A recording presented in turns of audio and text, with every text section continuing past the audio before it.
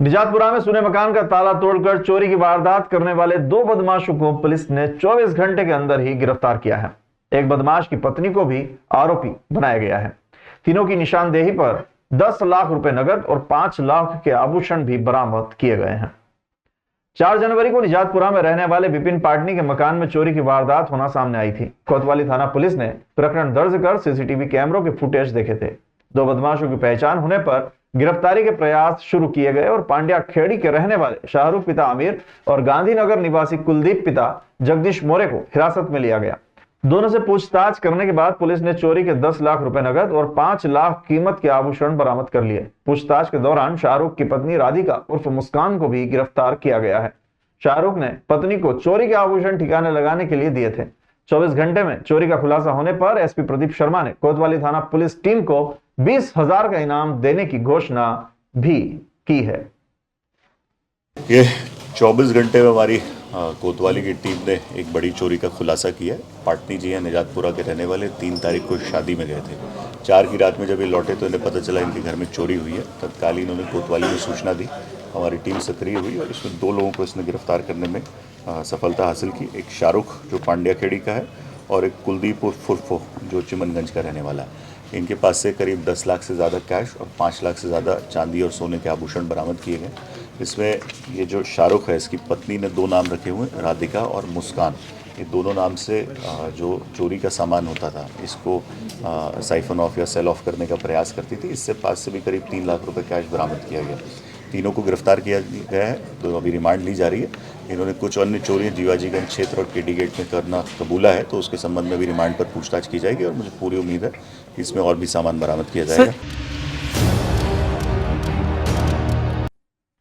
नमस्कार दर्शकों, स्वागत है आप सभी का हमारे इस बुलेटिन में। आपके साथ मैं हूं कपिल शर्मा। आइए नजर डालते हैं आज की गतिविधियों पर। शुरुआत करेंगे इंदौर से। जी हां, इंदौर नगर निगम की महापौर परिषद की विशेष बैठक आयोजित की गई। इस बैठक में शहर के बुनियादी ढांचे और स्वच्छता व्यवस्था को सुदृढ़ करने के लिए कई महत्वपूर्ण प्रस्तावों पर चर्चा की गई। केंद्र सरकार की नमामि गंगे परियोजना के तहत शहर में 3 स्थानों पर सीवरेज ट्रीटमेंट प्लांट स्थापित करने के प्रस्ताव को मंजूरी दी गई है। इसके साथ ही 417 करोड़ रुपए की लागत से नई सीवरेज लाइनें बिछाने के प्रस्ताव को भी स्वीकृति प्रदान की गई। एमआईसी की बैठक में कुल 7 प्रस्तावों पर विचार विमर्श किया गया, जिनमें सबसे महत्वपूर्ण नमामि गंगे परियोजना से जुड़े प्रस्ताव रहे। महापौर पुष्यमित्र भार्गव ने बताया कि कबीट खेड़ी में 120 एमएलडी का नया एसटीपी, बेगम खेड़ी कनाडिया में 40 एमएलडी और लक्ष्मीबाई चौराहे पर 35 एमएलडी का एसटीपी बनाया जाएगा। इसके अतिरिक्त नगर निगम के नए भवन का निर्माण कार्य शीघ्र प्रारंभ करने के लिए 3 सदस्यीय विशेष समिति का गठन किया गया है। इस समिति का कार्य होगा कि निर्माण प्रक्रिया में तेजी लाई जाए और इसे प्राथमिकता के साथ पूरा किया जाए। बैठक में पारित प्रस्तावों का उद्देश्य शहर की स्वच्छता व्यवस्था और बुनियादी सुविधाओं को बेहतर बनाना है।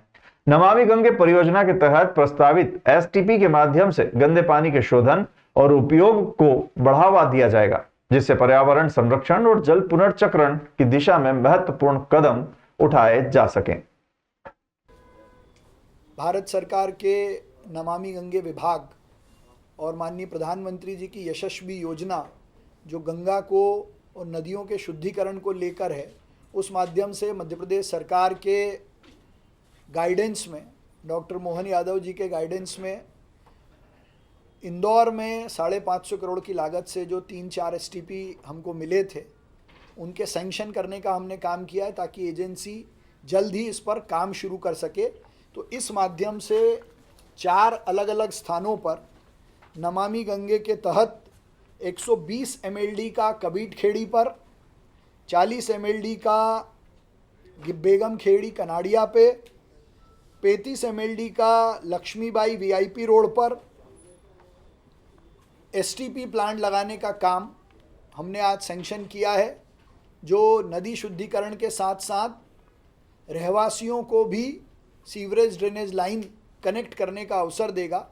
और ऐसा सब मिलाकर कुल 1000 करोड़ से ज़्यादा के, क्योंकि 500 करोड़ के टेंडर नगर निगम ने भी अलग से लगाए हैं, तो वो हमारे 29 गांव जो अभी ड्रेनेज से थोड़ी कठिनाई में हैं, उनको भी ड्रेनेज का नेटवर्क मिलेगा।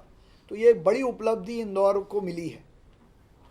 साथ ही राजेंद्र नगर पर एक संप बनाकर नई डिस्ट्रीब्यूशन लाइन क्रिएट करना, ये एक बड़ा काम होगा। पश्चिम क्षेत्र के लोगों को पर्याप्त पानी मिले, उसके भी टेंडर को सैंक्शन करने का काम हमने आज यहाँ पर किया है। साथ ही डिजिटलाइजेशन के डॉक्यूमेंट का काम परसों से शुरू होने वाला है।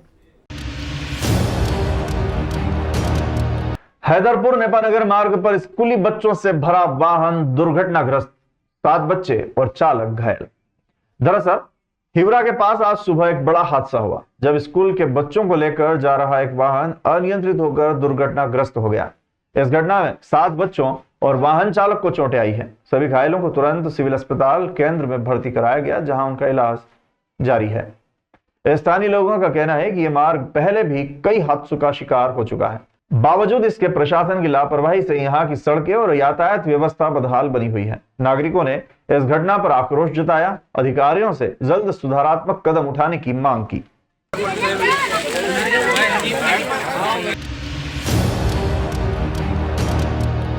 नगर निगम के एमआईसी सदस्य जीतू यादव ने हाल ही में कमलेश कालरा के साथ हुए विवाद पर अपनी बात रखी है। यादव ने बताया कि कालरा ने एक निगम कर्मी और उनके प्रति अपमानजनक शब्दों का इस्तेमाल किया। यादव ने यह भी कहा कि इस घटना के बाद कालरा ने विभिन्न माध्यमों से संपर्क कर मामले पर बातचीत करने की कोशिश की, लेकिन उनका या उनके सहयोगियों का इस घटना में कोई सीधा संबंध नहीं है। जीतू यादव ने यह भी स्पष्ट किया है कि घटना के बाद कुछ लोग सिंधी समुदाय के व्यापारियों की दुकानें बंद करवाने का प्रयास कर रहे थे। इस स्थिति को देखते हुए उन्होंने मामले से जुड़े अलग अलग पक्षों को साथ लिया और मुख्यमंत्री से मुलाकात कर पूरी स्थिति उनके समक्ष रखी। उन्होंने मुख्यमंत्री से अपील की है कि मामले का समाधान संवेदनशीलता और निष्पक्षता के साथ किया जाए। यादव ने यह भी कहा कि वे मालिनी गौड़ को अपनी नेता और विधायक मानते हैं। उन्होंने आश्वासन दिया है कि जब उनसे मुलाकात होगी तो इस मुद्दे पर उनके साथ भी विस्तार से चर्चा करेंगे। तो जब से वो मेरे नाम का जिक्र करा तब से वो संबंध बनाने में लगे हैं, क्योंकि उनने बहुत अपशब्द कहे हैं। तो जब से वो अपशब्द उनने कहे हैं, उनको ऐसा लग रहा है कि कहीं ना कहीं मेरे लोगों में कोई नाराज़गी होगी या बात होगी, तो वो कुछ ना कुछ करके बात करना चाहते हैं। जब वो बात नहीं बन पाई तो वो नए नए षड्यंत्र रच रहे हैं कि मेरे लोग उनके वहाँ गए और तोड़फोड़ करी, कोई घटना करी। अनेकों आरोप प्रत्यारोप मुझ पे और मेरे लोगों पे लगा रहे हैं। वो सारे निराधार हैं। मेरी ओर से या मेरे लोगों की ओर से ऐसी कोई घटना नहीं की गई है। कल आपने सीएम से मुलाकात की हमने, और जब हमें पता लगा कि सिंधी कॉलोनी में कुछ लोग जबरन हमारे सिंधी भाई बहनों की दुकानें बंद करा रहे हैं, गुंडागर्दी कर रहे हैं, तो हर आदमी अपनी अपनी समाजों से जुड़ा रहता है, उसके भी चाहने वाले रहते हैं। तो वो यतीन यादव करके एक है उसमें निगम कर्मी, उसकी ओर से यादव समाज और मेरी ओर से SC ST के सारे लोग, कल हम CM साहब से मिले, उनको हमने ज्ञापन दिया और मांग की है कि इसमें निष्पक्ष जांच हो। इंदौर शहर को भिक्षुक मुक्त बनाने के लिए जिला प्रशासन द्वारा लगातार प्रयास किए जा रहे हैं, लेकिन अभी भी ये प्रयास सफल नहीं हुए हैं। शहर की सड़कों, चौराहों और धार्मिक स्थलों के आसपास आसानी से इन भिक्षुओं को देखा जा सकता है। ऐसे में कलेक्टर आशीष ने आम लोगों से सहयोग की अपील की है और भिक्षुओं की जानकारी देने वाले को 1000 रुपए देने की घोषणा भी की थी।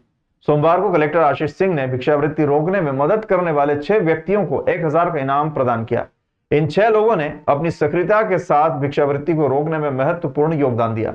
कलेक्टर आशीष सिंह ने इन नागरिकों की सराहना की और इस प्रयास को और अधिक प्रभावी बनाने के लिए सभी से सहयोग की अपील की है।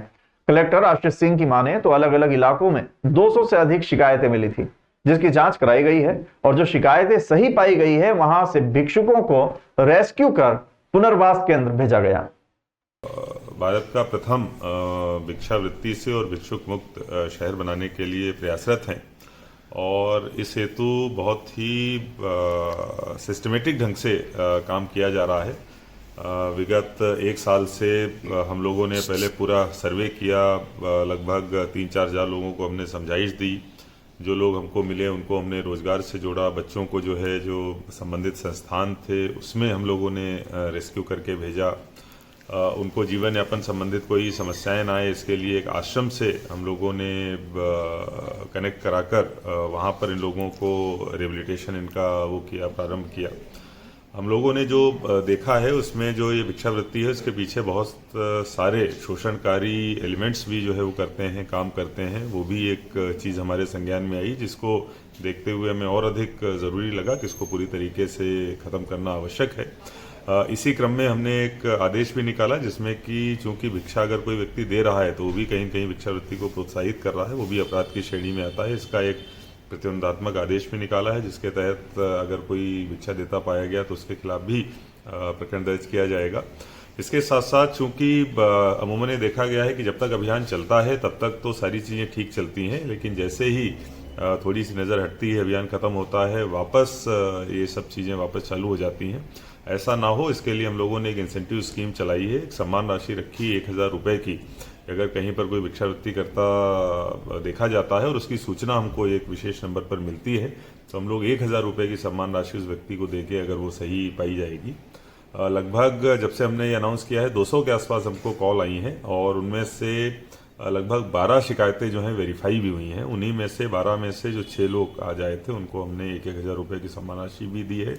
आगे भी ये प्रक्रिया जारी रहेगी। इसका उद्देश्य ये है कि भिक्षुक मुक्त बनाने में शहर के नागरिकों का सहयोग हमको लगातार प्राप्त होता रहे और एक तरीके से वो हमारे इन्फॉर्मर के रूप में काम करें। इस हेतु उनको ये सम्मान राशि दी जा रही है। आपके माध्यम से मैं सबसे अपील करूंगा कि कृपया किसी को भिक्षा ना दें। इसको देके आप भिक्षावृत्ति को प्रोत्साहित कर रहे हो। जो हमने नंबर फ्लैश किया है उस पर अगर कोई भिक्षावृत्ति करता दिखाई देता है जरूर सोचें। इंदौर में महिला कांग्रेस ने बालीनाथ चौराहे पर प्रदर्शन करते हुए पूर्व सांसद रमेश बिधूड़ी का पुतला जलाने की कोशिश की। यह विरोध प्रदर्शन बिधूड़ी द्वारा कांग्रेस महासचिव प्रियंका गांधी के खिलाफ दिए गए विवादित बयान को लेकर किया गया। कांग्रेस कार्यकर्ताओं ने इस बयान को न केवल आपत्तिजनक बताया बल्कि इसे महिला विरोधी और असंसदीय भाषा का उदाहरण करार दिया। प्रदर्शन के दौरान कांग्रेसियों ने जमकर नारेबाजी की और बिधूड़ी के खिलाफ कड़ी कार्रवाई की मांग की। पुतला दहन के प्रयास को रोकने के लिए मौके पर पुलिस पहले से ही तैनात थी। जैसे ही प्रदर्शनकारियों ने पुतले में आग लगाने का प्रयास किया, पुलिस ने उन्हें रोकने की कोशिश की। इसी दौरान दोनों पक्षों के बीच धक्का मुक्की की स्थिति उत्पन्न हो गई। पुलिस ने बल प्रयोग करते हुए प्रदर्शनकारियों को पीछे हटने पर मजबूर कर दिया और पुतले को जब्त कर लिया।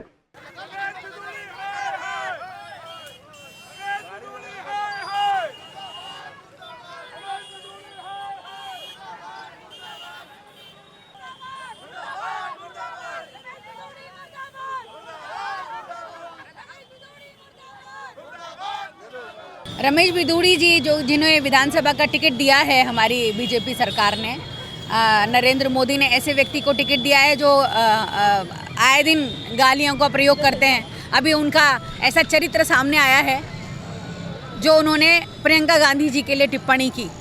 तो ऐसे लोगों को बर्खास्त करना चाहिए, पार्टी को ऐसे लोगों को टिकट से वापस लेना चाहिए और इनको पूरी पार्टी से बर्खास्त करना चाहिए। हमारी तो ये मांगे, तभी हम समझेंगे कि हाँ ये बीजेपी का सही चेहरा है। लेकिन ऐसा नहीं होगा। मुझे पता है अच्छी तरह से, हम सब जानती हैं कि ये पूरी बीजेपी के लोगों की मानसिकता है, महिला विरोधी मानसिकता है, महिलाओं के खिलाफ अनगर्ल जो मन में आए वो बोलने वाली मानसिकता है, महिलाओं को पीछे रखने की मानसिकता है, महिलाओं को इस्तेमाल करने की मानसिकता है कि वोट के लिए महिलाओं के लिए योजना बनाएंगे, लेकिन जब उनके अधिकारों की बात आएगी तो वही लोग पीछे हो जाएंगे।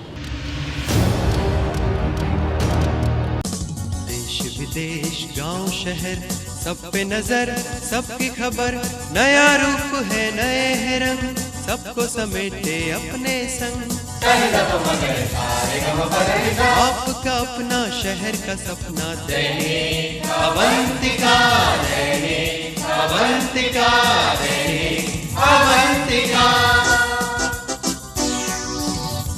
राजनीति फिल्मी बातें सब कुछ ही हम इसमें पाते, घर होटल ऑफिस या दफ्तर, क्लर्क प्यून या हो फिर अफसर, सबका चहेता सबका प्यारा दैनिक अवंतिका।